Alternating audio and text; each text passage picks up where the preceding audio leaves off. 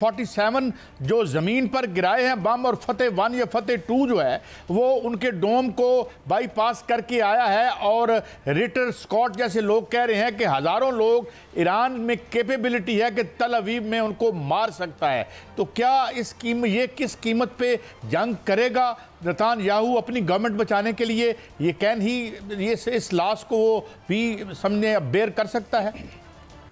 Netanyahu की बड़ी बदकिस्मती से जो उसकी जो सोच है वो ये है कि एक तो अपनी हुकूमत बचाना चाहता है। उसको ख्याल है जिस वक्त जंग ख़त्म हुई उस वक्त मेरे ख़िलाफ़ मुकदमे भी होंगे और अपोजिशन मेरी जो है वो इकट्ठी हो जाएगी, इलेक्शन जल्दी करा जाए। इलेक्शन जो थे वो 2026 में ड्यू थे। प्रेशर जो है वो ये पड़ रहा है कि इलेक्शन जल्दी कराया जाए और अपोजिशन इकट्ठी हो रही है। नेतन्याहू ने ये किया है ये करके कि दो चीज़ें कर दी हैं। एक तो उसने अमेरिका को इसमें खींचने की कोशिश की है, नंबर 1। नंबर 2 वो ये कर रहा है कि जो उसको पता है जिस दिन जंग बंद हुई उसी दिन बैनुल अक़वामी बरादरी बशमूल यूरोप के बहुत से ममालिक कहेंगे कि फ़ौरन अब 2 स्टेट सोल्यूशन आना चाहिए जिसमें फ़लस्तीन की रियासत अलहदा हो। नेतन्याहू ये चाहता है कि इसके ऊपर बातचीत अभी ना की जाए। हालांकि वो दिमाग में उसके अगर हो भी कि अल्टीमेटली ट्रंप भी आ गए तो क्या करेंगे, वो क्या सारे अरबों से जंग कर लेंगे, सऊदी अरब से, यूएई से, कतर से, जहां उनके बहुत से मफादात हैं।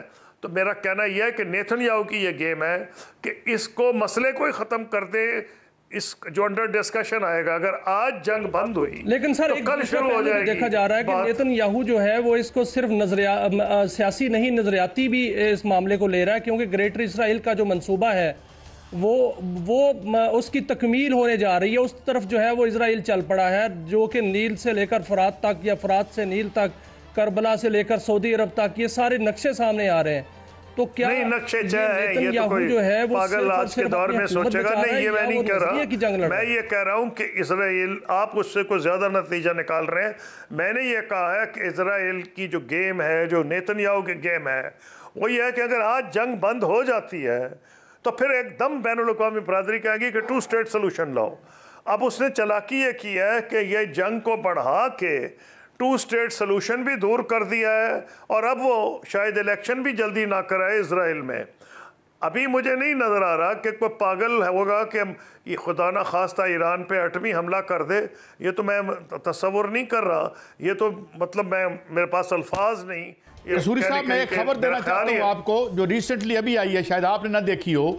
इजराइल ने ऑफिशियली कंफर्म किया है कि उसकी जो कई बेसिस हैं वो डैमेज हुई हैं इन मिसाइल अटैक से। ये अब कंफर्म खबर आ रही है।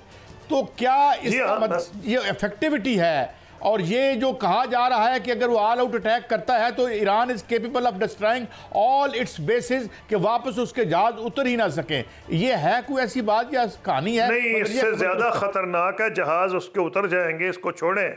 खतरा उसको यह है कि ईरान के पास कैपेसिटी है कि अगर उसने उसके ऐसे ठिकानों को हमला किया जो आबादी के इलाके में है तो मास कैजुअल्टीज होंगी इसराइल में। वो उसके लिए बर्दाश्त करना मुश्किल होगा, एक छोटा मुल्क है। तो इसलिए ख़तरा यही है जिस वजह से मैं कह रहा था कि मुझे इज्जत आसान नहीं ईरान के लिए। हाँ, डराना धमकाना एक बात है, लेकिन मुझे जो ख़तरा है कि अमेरिका का राइट विंग मैंने देखा है, लेकिन जो उनके कई राइट विंग के लोग हैं, मसलन आज ही मैं फ्रीडमैन का पढ़ रहा था, वो ये एडवोकेट कर रहे हैं कि इसराइल को आगे नहीं जाना चाहिए इससे जो वो चला गया है, क्योंकि उनको ये ख़तरा है कि इसके नतीजे में उन क़ुव्वतों को फ़ायदा होगा जो ईरान की मुखालिफ है।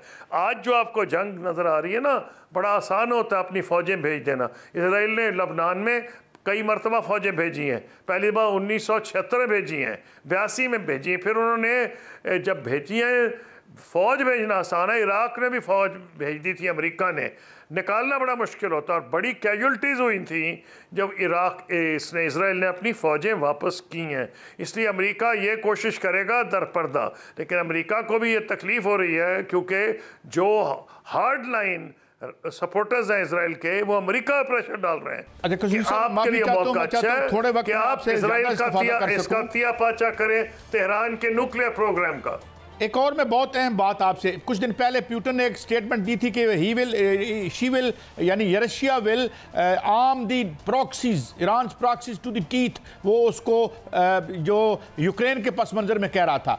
क्या कोई आप समझते हैं कि इनका कोई अरेंजमेंट है, और ये जो हाइपरसोनिक उन्होंने चलाए हैं, कोई ये आपको नेक्सस डील सम नज़र आ रही है रूस और ईरान के माबैन? देखिए, रूस जो आप कह रहे हैं, रूस का कोई पब्लिक बयान तो ऐसा नहीं आया, ये तो कयास आराई ज़रूर की जा सकती, मैंने नहीं देखा रूस का। लेकिन मैं बिलीव करता हूँ कि रूस ये ज़रूर चाहेगा कि अमेरिका को फंसाए वहाँ, क्योंकि अमेरिका उसको फंसाने की कोशिश कर रहा है उसके अपने बॉर्डर्स के इर्द गिर्द।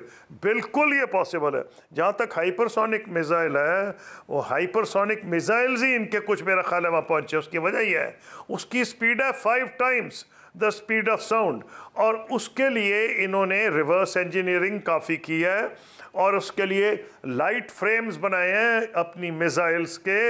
मुझे पता है कि रिवर्स इंजीनियरिंग से बहुत कुछ हो सकता है, पाकिस्तान ने भी बहुत कुछ किया रिवर्स इंजीनियरिंग से, और जो आप कह रहे हैं वो मैं मुमकिनात में समझता हूँ, क्योंकि रूस के मफाद में है कि वो ये ना चाहे कि अमेरिका आसानी से यहाँ निकल जाए। तो ये तो क़यास आराई की हद तक तो मैं मानता हूँ, लेकिन रूस ने ऐसा बयान मेरी नज़र से नहीं गुजरा। एक और सवाल, ये अपना हुर्मुज़ है, ये यहाँ पर जो सारे इनके लड़ाका जो शिप्स खड़े हैं, क्या फिर ये अगर ईरान के खिलाफ ऑल आउट जाते हैं, उसकी न्यूक्लियर कैपेबिलिटीज़ को वो न्यूट्रलाइज करने की कोशिश करते हैं, तो क्या ईरान फिर इन रिटेलिएशन इनको भी निशाना बना सकते हैं अगर अमेरिका शामिल होता है तो जो उसके एसेट्स हैं इन समंदरों में? जी, उससे भी बड़ा ख़तरा है। उससे तो पाकिस्तान को भी पनाह मांगनी चाहिए कि अगर उसने जहाज़ सिंक कर दिए, छोड़े कोई जहाज़ थर्ड क्लास जहाज़ सिंक कर दे, तो रास्ते बंद कर दे, तो तेल की कीमत तो पता नहीं दुगनी तिगनी हो जाएगी। तो जो लोग गरीब मुल्क हैं उनका भी बेड़ा गर्क हो जाएगा साथ।